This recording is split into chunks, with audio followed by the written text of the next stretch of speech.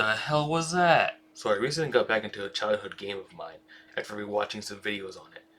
One that's very close and very dear to my heart. Y'all remember Toontown? I definitely do, and not the attraction that closed at Disney, but the MMORPG that was also owned by, Disney. But that aside, it was an extremely fun and sometimes addicting MMO, with some sort of grindy but rewarding gameplay. As you create your own toon, battling your way up fighting against the evil business suit wearing cogs who want to suck up all the fun. Leveling up your weapons, armor, and skill. Sorry, wrong show. Although not too far off. To be honest, like I said, the game's a huge grind, and you have to do a lot of leveling up. But hey, you know what? At the time, as a kid, I got pretty far. Well, after they shut down the game. Yeah, just like the real-life Toontown, Disney had no faith in their tunes, and shut down the service in 2013, as a part of a big move to save money, of course.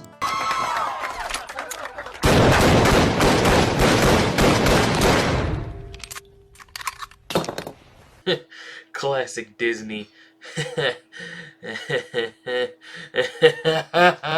Although in the years that followed, a sort of remake appeared called Toontown Rewritten, and it's less remake, but more along the lines of it's literally the same game but now on a private server, being funded by an independent team, headed by the original creator of Toontown, Jesse Shell, who also created other Disney MMOs such as Pirates of the Caribbean Online and Pixie Hollow, both also being shut down by Disney at the same time as Toontown. Man, they do not like this guy. That's a lie. He ended up working on the Toy Story Mania ride, which is pretty cool. Anyways, back to the Toontown. With Toontown Rewritten brought to life, many more servers have come and gone. Several now, such as the Corporate Clash and Fellowship servers. Although only two are really still around / relevant, which are the aforementioned Rewritten and Corporate Clash servers. Regardless of whichever one you play, if you were a kid back in the 2000s when the OG Toontown Online was around, no doubt you had your time with the game. It's created its own legacy, and I just want to go over my time and some memories of me and Toontown. How I even discovered it was quite the memory too, I remember.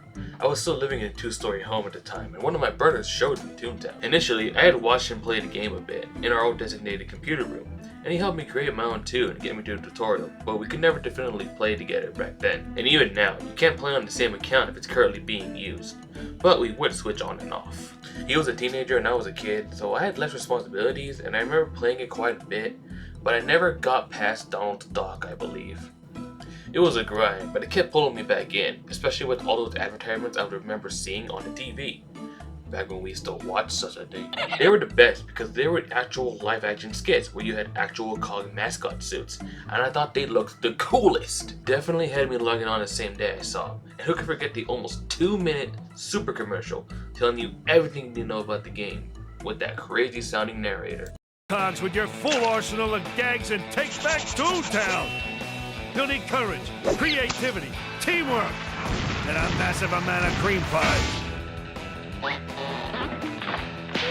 How does this game end? It doesn't. The folks at Disney are making it bigger and better every day. You just play more games, meet more tunes, get more gags, explore new worlds, and it gets crazier and wilder and more. Thanks. I needed that. So perfect. It wasn't until a couple years later in our new home where my brother started playing it again, and I of course took interest as well. Except this time my brother and I thought to ask my dad if instead I could get my own account so that we could play together. And he agreed. And I made a Red Rabbit toon, while at the time my brother was a Purple Duck. We played through missions, working on both of our gags. However, this time, I think I only made it up to Minnie's Melody Land, which is only about 2/3 of the main playgrounds, but I think it's only about 2/6 of the entire game if you include all the COG HQs, which it does require you to team up with other players to get it done. On the subject of playing with other players, now's a good time to mention to never share personal info or to use big profanity. It's okay to drop a fuck and a shit here and there, but if you were like me and my brother, you'll get banned on Toontown like an idiot. I remember one time we got it banned, or at least my brother did, for our shared account. Don't know how, but he actually had to call up the Disney support services to get it unbanned. I was there for this, and I just remember him being very adamant of me being shh, so I wouldn't mess anything up. Like an idiot, we got it back. Anyways, fast forward past our time with our two accounts. We don't play anymore, and both our accounts are no longer paying members. I still would watch videos on Toontown now and again. Different YouTubers like Coach Z, Smirky, Random Toon, rest in peace by the way.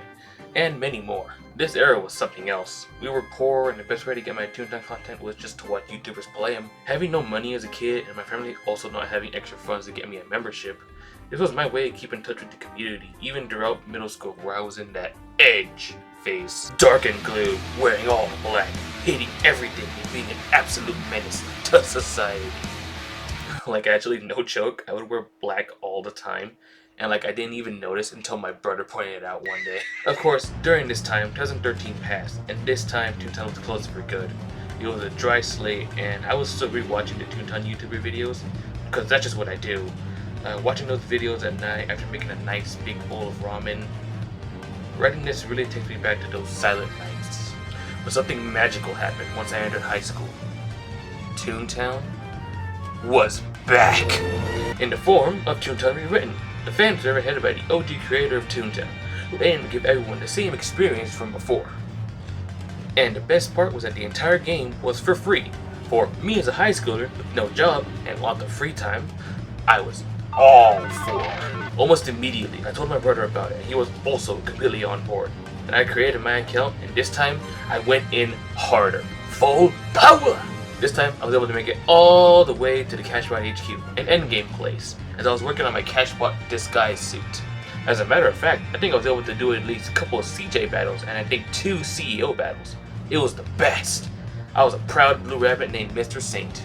Don't ask about the name, it's complicated. At the time, this was definitely my best tune.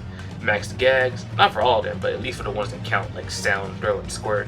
Actual cog suits, trophies, and all mainline tasks done. And yes, you are seeing them on the screen right now. I still have the account. Thinking about all this again and actually seeing my old tune is getting me pretty excited, which makes me think about all the great moments in the game. Every time you finish a playground's task, that feeling of entering a brand new one with new environments, new buildings, new everything, and doing tasks there was very exciting. I think that system they put in was a good way of really making you feel like you're progressing and actually growing with each day you play. Because here's the thing, Toontown being an MMO is a very long game, so to have this system in place was really rewarding. However, not all missions were hits. Firstly, a lot of them were repetitive, as with the natural nature of MMO games. Having you just fight cog after cog, look for a specific type or category, fetch this, go here, blah blah blah. A lot of it felt samey, feel the same, but there's also plenty that are sprinkled in, like getting your cog suit or exploring factories, mints, etc. that made it feel less samey. Other things to break up that sameness though is stuff like golfing, fishing, gardening, and of course the trolley minigames. There's tons of memorable ones like the catching game or the tug of war, but my personal favorite was Toon Escape. As my brother described it, it's like Mario Brothers, which, yeah, that's probably why I liked it so much, the platformer, and I love it. If only I could put a mustache and a hat on my tune. If I could, that'd be a yahoo for me, brother. Mario references aside, I consider this my best era from Toontown. As I stated, it was my most developed and my most wonderful time playing. Met a lot of cool people too, but this was in my time before I used a lot of social media, so I never thought to ask for their usernames or anything like that. I was basically actively only playing with my brothers since I didn't have no one on my friend list I could really play with, which was okay, but it would have been nice to have like kind of like a squad on Toontown. You know what I mean? The use of strategy with random people online is always a mixed bag, but luckily in Toontown, people always knew what they were doing, and as long as you did too, it was good times. Defeating cogs, doing mint after mint, playing music from YouTube while fighting cogs, you were basically just vibing the entire time, and it was great. I played for a whole year on and off. I think it was the longest I had played in Toontown, as I've stated before. Of course, as a high schooler, I had to endure the 7th circle of hell known as the American education system, so I couldn't dedicate everything to Toontown. Although to be real with you, even when I had work due, I just completely forget it and play Toontown. Having no supervision was the best. After that year, I stopped playing again, and this time it seemed like it was kinda permanent. I'd move on to better games and had passion for other stuff, such as discovering the Yakuza games and starting my love for One Piece. But Toontown was in the back of my mind and was always there for me. Quite literally. See, back when Rewritten first opened, they did the first Toontown mailer cards, and included there was a postcard saying, "Welcome to Toontown." And I remember in my freshman year, I put it on my bedroom door where it actually still is to this day. So it's basically there with me every day, through the good times and the bad times. Always in the back to remind me of my roots and my childhood. And even now, it's still found its way to be a part of my life again. And hey, I mean, you guys already know I'm playing again after I just told you all this. Heck, it's the reason why I even made this video. But you know, after all this time, I still could never get away from these tunes. But you know what? I wouldn't have it any other way. In all seriousness, I created a new tune just a couple weeks ago. I've been playing ever since. And since this is a tune I plan, and I use that word lightly, to max out at least all my gags and get higher health. And maybe one day, you dear viewer, we may even play together. But I believe that is a story for another day. PG.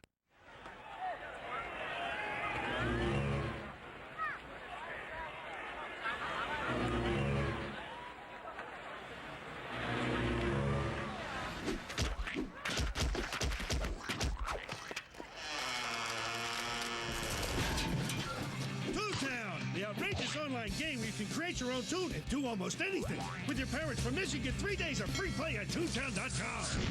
Toontown, rated E for everyone.